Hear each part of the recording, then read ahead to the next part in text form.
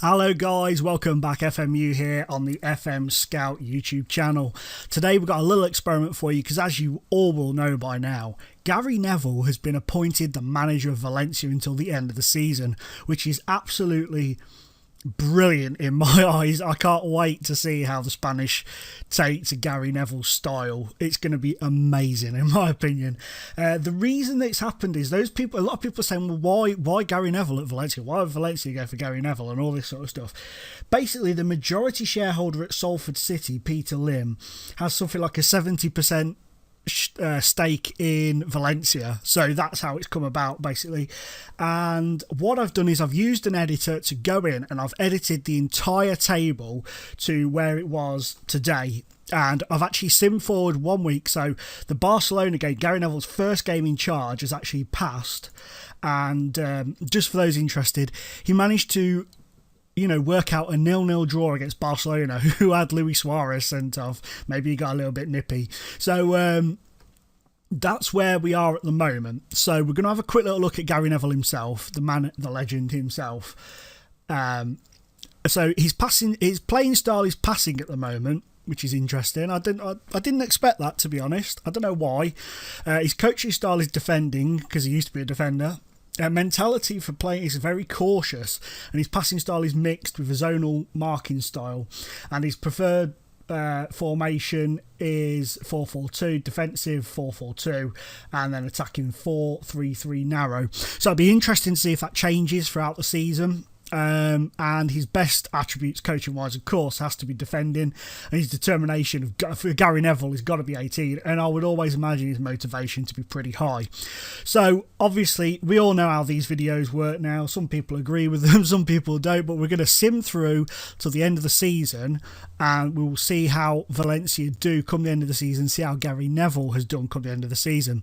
But after that 0-0 draw with Barcelona, obviously it's only added one extra point onto the tally from what they had before. So they're on 19 points before, now they're on 20, and 14 games have gone. So he's got the remainder of the season basically to see how he can do. So let's crack on with that. Well guys, you are gonna love what Mr. Neville's played in this season. My goodness, has he done a trick or two. So obviously we left it with them in 8th position in the table. He's really done a decent job, because they have finished 3rd in the league. Since Gary Neville took over 14 games ago, they have moved from 8th to 3rd, and they have finished just shy.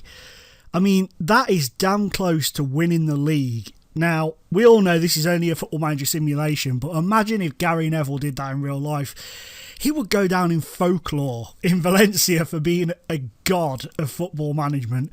That is so close. Considering they were in 8th, they were quite some way away from the top boys. They've come so close. It's 6 points of doing it. Of being level with them, 7 points from winning the title. That is just crazy, absolutely crazy.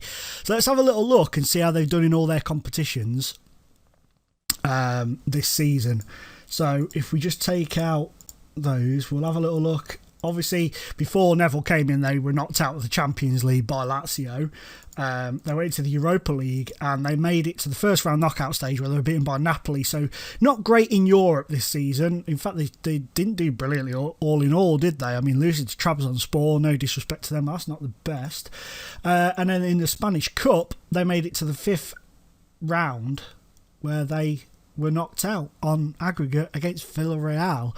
So that's not exactly brilliant for them either, but still, as far as the league's concerned, Gary Neville, you absolute monster.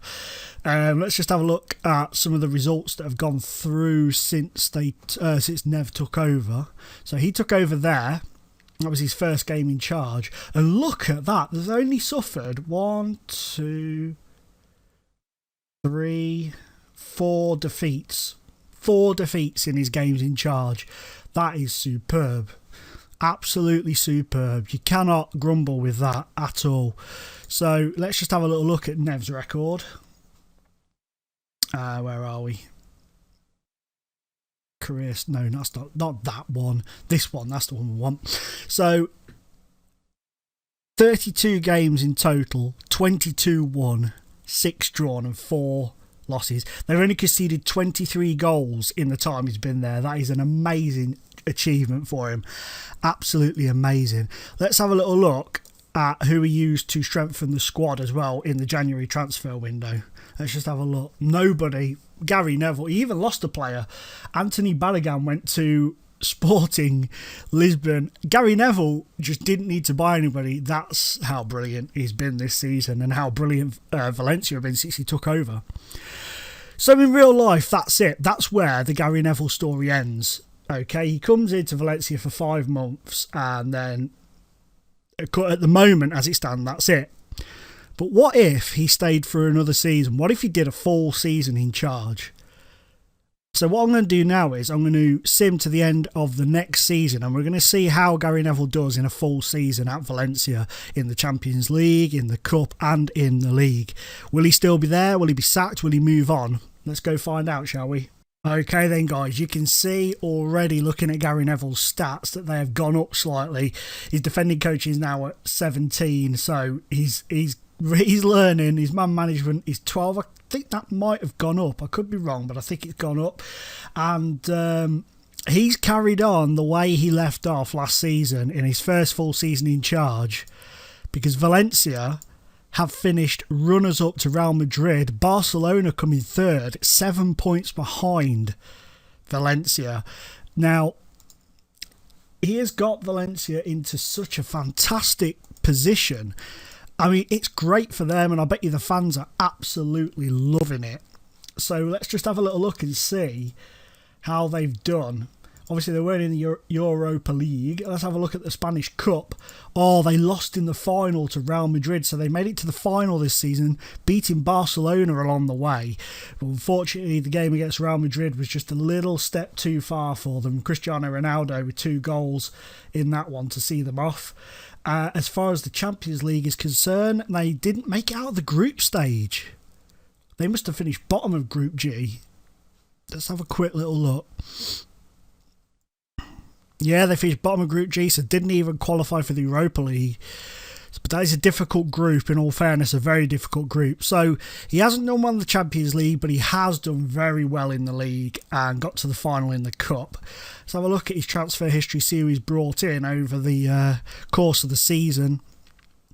So he's brought Levisi. Wow. He's brought in Levisi, which is I know he's 32, but that's a fairly decent signing. Only played 17 games for them this season. His record signing is Danilo from Braga, 21-year-old. How many has he played? He's only made 2 starts, 27 sub appearances. Wow. Wow. Crazy. But yeah, he's had a very good first season in charge. And I was going to call it there, but as they finish second, I feel it only right that we have one last season and see how he does in his second full season. And let's see if he can't win the league this season. So the next season will be the last, whether he wins it or not. But let's get on with it and see how he does. Okay then guys, we're back to see how Gary Neville's done in his final season on this experiment with Valencia, and I can tell you it's not gone according to plan. After last season's second place finish, they have actually finished in 5th in the league, and his job is actually in jeopardy. He's classed as an insecure manager now, so only qualifying for the Europa League this season, 8 defeats all season, so not gone as well as the previous years, of course. But let's just have a quick little look and see how they've done in terms of the competition. So you can see straight off the bat there, knocked out by Manchester City. That would have hurt him, I bet, in the first knockout round stages of the Champions League. And then they were in the Super Cup final over 2 legs with Real Madrid, which they lost. In total, they won the first leg at home, but lost the second one 3-1, so 3-0, so losing 3-1 on aggregate. Obviously, weren't in the Europa League. The Spanish Cup, they made it to the 5th round and were knocked out by Levante. Ouch. No disrespect to Levante, but they would have expected to have beaten those. And then, obviously, in the league, they've just not come up trumps this season. They've just not pulled off what you would have hoped them to in the domestic season. So finishing 5th all in all. In terms of transfers, no real major massive signings this season. They've lost a couple of players, of course, but no major signings for Gary Neville this season. So if we just go in and have a little look at Mr. Neville again, we can have a little look at his history now and have a look at his achievements, see what he's achieved in his time at Valencia.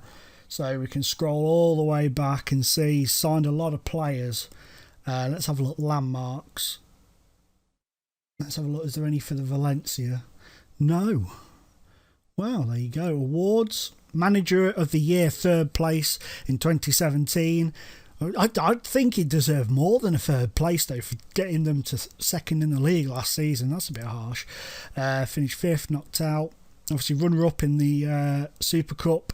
Runner-up in the league. Runner-up in the Super Cup, in the Spanish Cup as well. So finished 3rd in the league. So he's had a very good, he's had a very decent spell at Valencia, and it could. I mean, we all know that these could have 1,000 different outcomes. These sort of experimental videos, they could have different outcomes all over the place.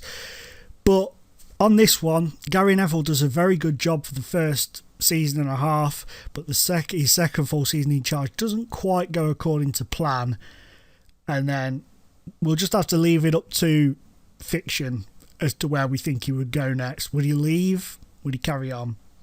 But the beauty of this video, guys, is it's just the beginning of this discussion, and we're all here because we love FM, and if we want to hear from you here at FMScout. We want to hear in the comments down below, how do you reckon Gary Neville's going to get on? Do you think this is pretty accurate? Do you think it's way off the mark? Do you think he'll stay after the end of the season? Let us know down below. Also, if you've enjoyed this and you want to see more content from us, hit the like button. You have no idea how much that helps out and how much it inspires us to carry on doing what we do. And if you want to follow me on Twitter, it's FMU__. The FMScout Twitter is @FMScout, and my channel link is down below. If you think you'd enjoy my content, please head over there and check it out. Every subscriber I get is one more than I ever expected to, and I really do appreciate it. But for now, boys and girls, it's been an absolute pleasure being in your face. Bye bye.